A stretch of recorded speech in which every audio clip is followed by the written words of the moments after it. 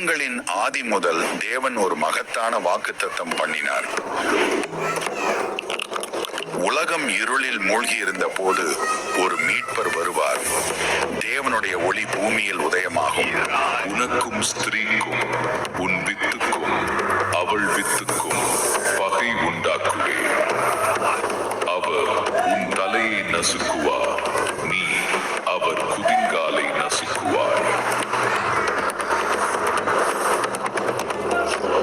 உன் சந்ததிக்குள் பூமியில் உள்ள சகல ஜாதிகளும் ஆசீர்வதிக்கப்படும்.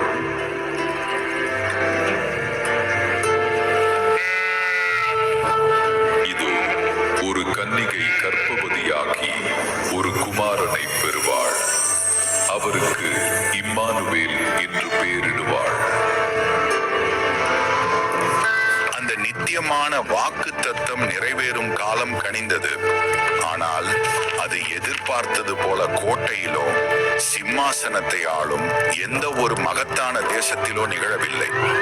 அதற்கு பதிலாக கர்த்தர் கண்டுகொண்ட சாந்தமும் பரிசுத்தமும் நிறைந்த நாசரேத்து எனும் ஒரு எளிய சிற்றூரில்தான் அந்த திவ்ய ரகசியம் தொடங்கவிருந்தது.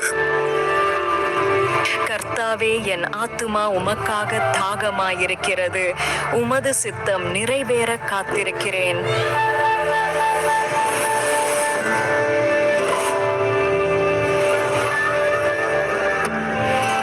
மரியாளே, பயப்படாதே. நீ தேவனிடத்தில் கிருபை கண்டடைந்தாய். உலகம் எதிர்பார்த்த அந்த விசேஷித்த ரகசியம் உன்னிடத்தில் நிகழப்போகிறது. இது எப்படி ஆகும்? நான் வெறும் கர்த்தருடைய அடிமை அல்லவா? புருஷனை நான் அறியேனே. இது எனக்கு எப்படி சம்பவிக்கும்? பரிசுத்த ஆவியானவர் உம்மேல் வருவார். உன்னதமான தேவனுடைய பலம் உன்னை நிழலிடும். ஆதலால் உன்னிடத்தில் பிறக்கப் போகும் அந்த பரிசுத்தர் தேவனுடைய குமாரன் என்று சொல்லப்படுவார். அவரே உலகை ரட்சிப்பார். நீயோ அந்த பாலகனுக்கு இயேசு என்று பெயரிடுவாயாக. இதோ, நான் கர்த்தருடைய அடிமை.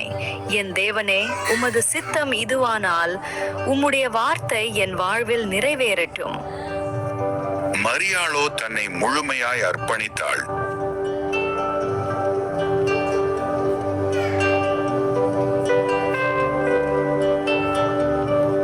இம்மானுவேலின் பிறப்பிற்கான கர்த்தருடைய திட்டம் நிறைவேற அடுத்ததாக சந்தேகத்தால் தவித்த நீதிமானாகிய யோசேப்புக்கு வழிகாட்ட வேண்டியதாயிற்று.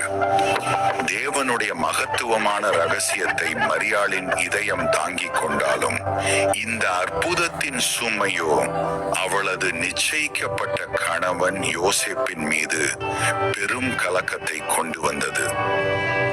என் உயிரான மனைவியே, நீதான் என் வாழ்வின் ஒரே ஒளி. ஆனால் இந்த கர்ப்பம் இது எனக்கு சொந்தமல்லவே. இந்த இக்கட்டான நிலையில் நான் எப்படி உன்னை அவமானப்படுத்தாமல் ரகசியமாக விலக்கிவிட முடியும்? என் இதயம் நொறுங்கி போகிறதே.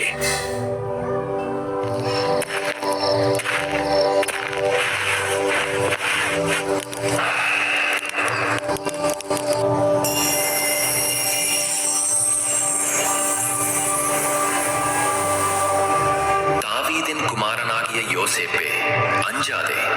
உனக்கு குழப்பம் வேண்டாம். உன் மனைவியாகிய மரியாளை சேர்த்துக்கொள். ஏனெனில் அவளிடத்தில் உற்பத்தியாயிருக்கிறது மனிதனால் அல்ல, அது பரிசுத்த ஆவியினால் உண்டானது. அவள் ஒரு குமாரனை பெறுவாள். அவரே தமது ஜனங்களின் பாவங்களை நீக்கி அவர்களை ரட்சிப்பார்.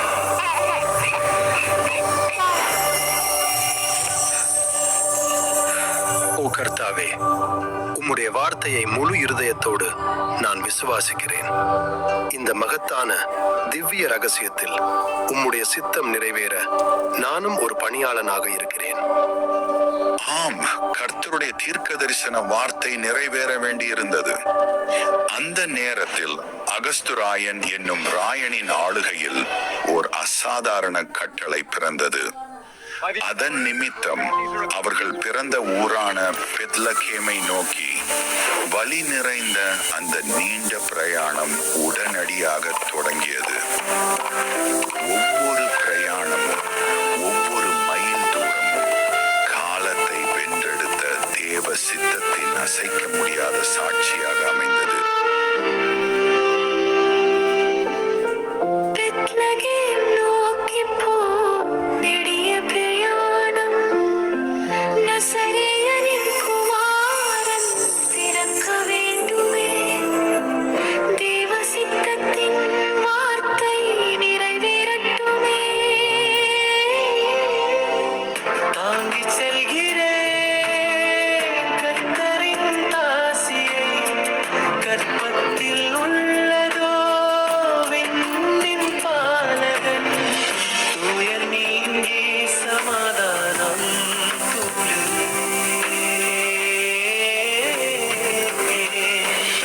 பெத்லகேம் ஊரிலே நாம் சேருவோம்.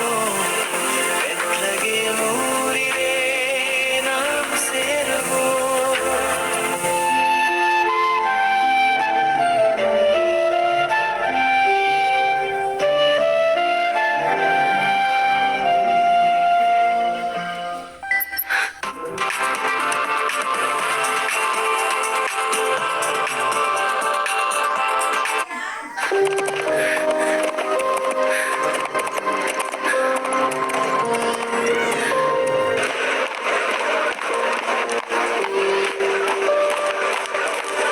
என் மனைவிக்கு பிரசவ காலம் நெருங்கிவிட்டது.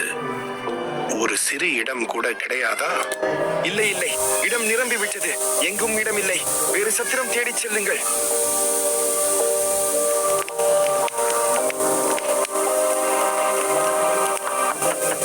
இங்கு இடமில்லை.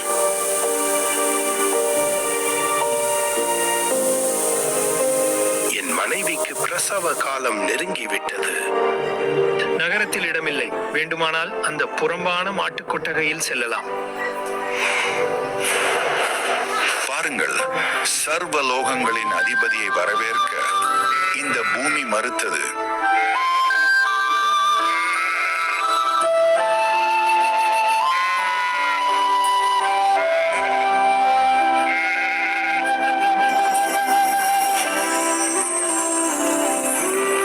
ஆம், சகலத்தையும் படைத்த தேவனுடைய குமாரன் பிறந்தார்.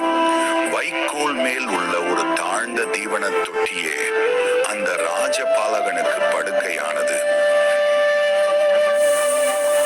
கண்ணுறங்கும் பாலகன் கர்த்தரின் வல்லவோ. கிருபையின் வெள்ளம் கண்ணுக்கு தெரியுதே. சர்வலோக ரட்சகர் சமாதான பாப்புவே. தாழ்மையின் மேலவர் பூவில் பிறந்தாரே.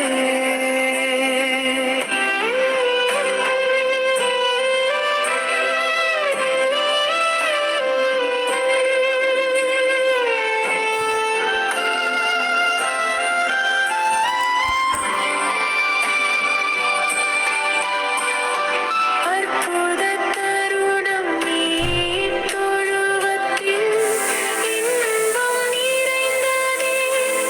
இருளெல்லாம் நீங்கி ஒளியால் மின்னியதே. விண்ணின் தூதரும் விந்தையை பாடினார்.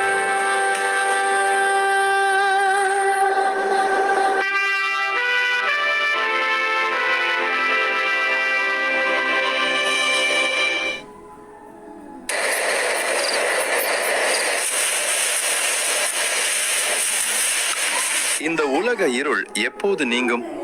நாம் ஒருபோதும் ரட்சிப்பை காண மாட்டோமா?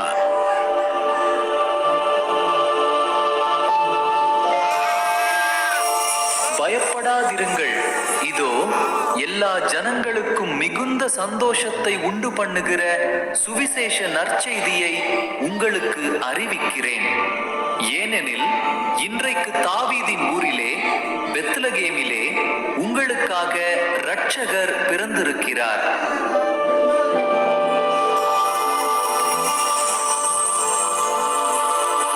நாம் உடனே பெத்லகேமுக்கு போய் கர்த்தர் நமக்கு அறிவித்த இந்த அற்புத வார்த்தையை பார்க்க வேண்டும். உடனே செல்வோம், வாருங்கள்.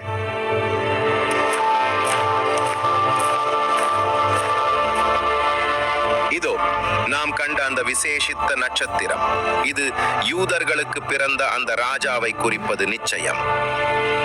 நாம் அவருக்கு தகுதியான பொன், தூபவர்க்கம் மற்றும் போளம் ஆகிய விலையேறப்பெற்ற காணிக்கைகளை எடுத்துச் செல்வோம். ஏரோது ராஜாவின் நாட்களில் யூதேயாவில் உள்ள பெத்லகேமிலே இயேசு பிறந்த பொழுது கிழக்கில் இருந்து சாஸ்திரிகள் எருசலேமுக்கு வந்து ஏரோதுவின் அரண்மனைக்குள் நுழைந்தார்கள். யூதருக்கு ராஜாவாக பிறந்திருக்கிறவர் எங்கே? கிழக்கிலே அவருடைய நட்சத்திரத்தை கண்டு அவரை பணிந்து கொள்ள வந்தோம். ஏரோது ராஜா அதை கேட்டபொழுது அவனும் அவனோடு கூட எருசலேம் நகரத்தார் அனைவரும் கலங்கினார்கள். ஏரோதுவின் முகத்தில் கோபத்தின் நிழலும் உள்ளத்தில் சூழ்ச்சியும் மேலோங்கியது. அவர் தன் ராஜ்யத்தின் அதிகாரிகளை ஆத்திரத்துடன் அழைத்தார். அந்த பாலகன் எங்கே பிறப்பார் என்று துல்லியமாய் எனக்கு சொல்லுங்கள். நீங்கள் போய் அவரை தீவிரமாய் தேடி வாருங்கள். நானும் போய் அவரை வணங்கும்படி எனக்கு திரும்ப வந்து அறிவியுங்கள். ராஜா சொன்னதை அவர்கள் கேட்டு போகையில், இதோ அவர்கள் கிழக்கிலே கண்ட நட்சத்திரம் பிள்ளை இருந்த ஸ்தலத்திற்கு மேல் வந்து நிற்கும் வரைக்கும் அவர்களுக்கு முன் சென்றது. அவர்கள் அந்த நட்சத்திரத்தை கண்டபோது மிகுந்த ஆனந்த சந்தோஷம் அடைந்தார்கள். அவர்கள் அந்த வீட்டுக்குள் பிரவேசித்து பிள்ளையையும் அதன் தாயாகிய மரியாளையும் கண்டு சாஷ்டாங்கமாய் விழுந்து, சர்வலோகத்தின் மகத்தான ராஜாவே, நீரே எங்களுடைய மெய்யான கர்த்தர், பணிந்து கொண்டு தங்கள் பொக்கிஷங்களை திறந்து பொன்னையும் தூப வர்க்கத்தையும் வெள்ளை போளத்தையும் காணிக்கையாக வைத்தார்கள். ஆம், அந்த இரவு பெத்லகேமின் ஒரு எளிய கொட்டகையில் சர்வ சிருஷ்டிகருடைய பூரண அன்பு பூமிக்கு வந்தது. அவர் தாழ்மையின் உருவமாய் மனுஷ குலத்தின் மாபெரும் பரிசாய் நமக்காய் பிறந்தார். அவரே உலகிற்கு சமாதானமும் நம்பிக்கையும் மற்றும் நித்திய சந்தோஷமும் தரவந்த இரட்சகர். இந்த உலகிற்கு வந்த அந்த பரிசுத்த பாலகன்தான் நம்முடைய பாவங்கள் அனைத்திற்காகவும் தம்மையே பலியாக கொடுக்க வந்த தேவனுடைய ஒரே குமாரன். அவர் மூலமாகவே விடுதலையும் பாவ மன்னிப்பும் நமக்கு நித்திய ஜீவனும் உறுதி செய்யப்பட்டது. அவரே நம் தேவன், அவரே நம் மீட்பர்.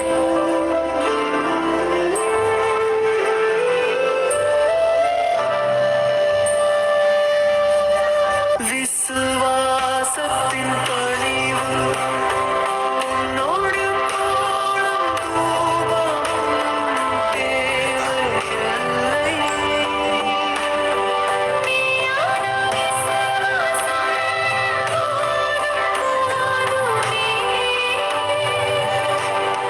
நீதியின் சூரியன் நிலவுவது அந்த பரிசுத்த ஆவியின் நீவுக்கே ஸ்தோத்திரம். இன்றுறங்கும் பாலகன் கர்த்தரின் நீவல்லவோ,